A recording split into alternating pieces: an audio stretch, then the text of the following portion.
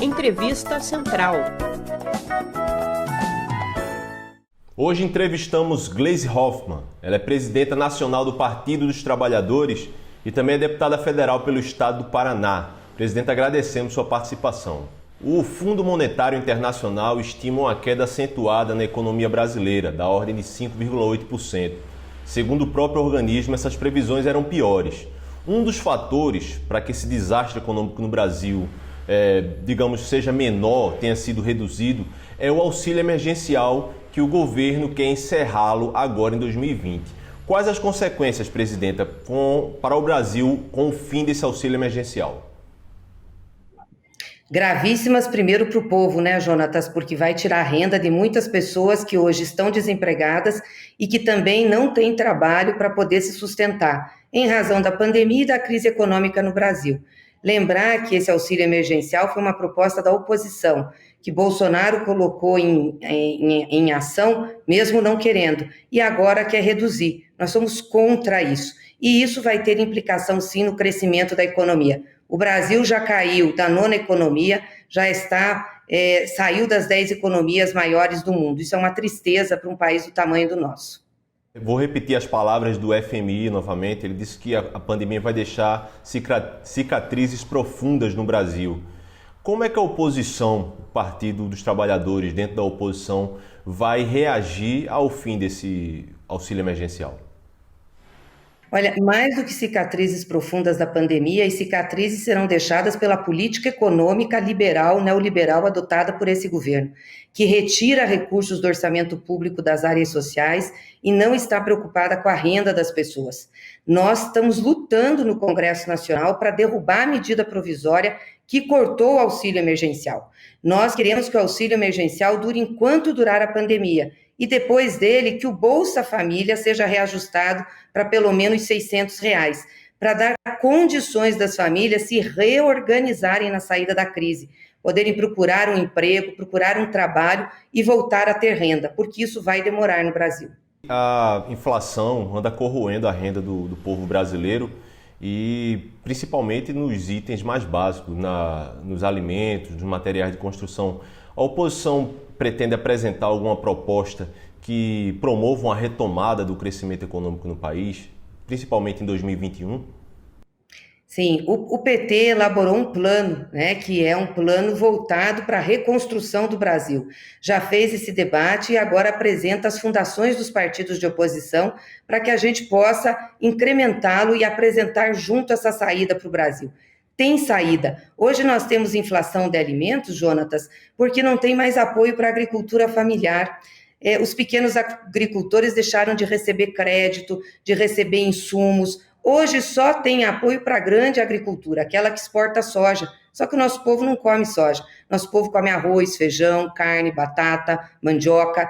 E isso está começando a faltar na mesa das pessoas. Assim como o gás de cozinha, que está num preço absurdo no Brasil, sendo que a gente é dono da Petrobras e do gás brasileiro. Então tem que mudar isso, nós temos que voltar a ter os programas que nós tivemos nos governos do PT, do presidente Lula, que incentivavam todos os setores e colocavam dinheiro do orçamento público para defender os mais pobres. Essa é a centralidade do plano que a gente está apresentando para reconstruir o país. E a senhora falou dessas commodities, da soja, e agora com a eleição, com a vitória do futuro presidente Joe Biden, há uma expectativa de uma harmonização um pouco maior entre Estados Unidos e China. Isso, inclusive, pode prejudicar essas exportações brasileiras. A senhora tem algum comentário sobre isso? Olha, o que prejudica as exportações brasileiras não é a aproximação dos americanos com a China, é a forma como o Brasil tem tratado a China, a forma como o Bolsonaro se refere ao governo chinês e ao povo chinês, que são os maiores compradores de commodities nossas, não só de soja, mas também de minérios, e ele simplesmente esnoba, não tem respeito. É isso que está fazendo com que as relações com a China fiquem em dificuldade. E é claro que se a China agora tiver uma relação mais próxima com os americanos, não vai precisar negociar com o Brasil para comprar grãos, vai ter de quem comprar. Isso vai ter impacto aqui nas vendas externas do Brasil. Falando um pouco de eleições, Havia uma expectativa de que os candidatos bolsonaristas se despontassem nas eleições nas capitais, inclusive em cidades médias, e isso não está acontecendo. A senhora tem uma expectativa boa para vitórias eleitorais dos partidos de oposição, dentre eles o PT, nessas eleições? Olha, Jonatas, eu acho que sim. Claro que é uma eleição difícil que a gente faz no Brasil, ainda na sequência dos golpes que foram dados, da desconstrução da esquerda, principalmente do PT, da perseguição, mas obviamente que a população já está vendo o que está acontecendo. E aquilo que nós dizíamos lá atrás está começando a se realizar, infelizmente, né, que é um governo que não tem compromisso com o seu povo. Não cuida de gerar emprego, não cuida de ter comida barata na mesa, não cuida da renda das pessoas, ou seja, a maioria do povo brasileiro está se virando para poder sobreviver e sem auxílio de política pública mais forte, como tinham nos nossos governos. Então as pessoas começam a fazer essa avaliação.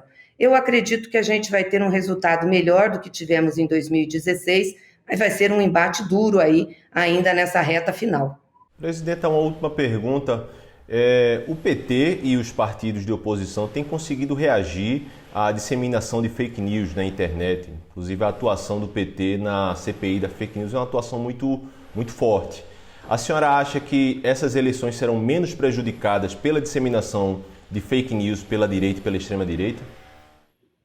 Eu nunca subestimo, tanto que a gente está começando hoje uma campanha para alertar o nosso pessoal sobre fake news, para ficar alerta. Nós temos uma plataforma chamada Verdade nas Redes, onde a nossa militância, as pessoas dirigem tudo que sai de mentira sobre o PT, nossas candidaturas, nossas lideranças. A gente faz uma investigação, manda para o jurídico, e o que mais a gente quer é que essas pessoas sejam processadas, que elas paguem pelo que elas estão fazendo de errado. Não só criminalmente, paguem do bolso mesmo. E a gente tem ganhado várias ações, né, quando nós comprovamos a origem de onde vem a fake news. Então, a orientação é essa, para ficar atento. Eu estou vendo menos circulação de fake news esse ano do que foi em 18, obviamente. Mas também não subestimo. Sempre acho que essa extrema-direita, esse pessoal, né, que faz política com violência, gosta sempre de lançar mão dessas coisas erradas. Mas a gente está combatendo e acho que estamos conseguindo, de certa forma, fazer esse enfrentamento.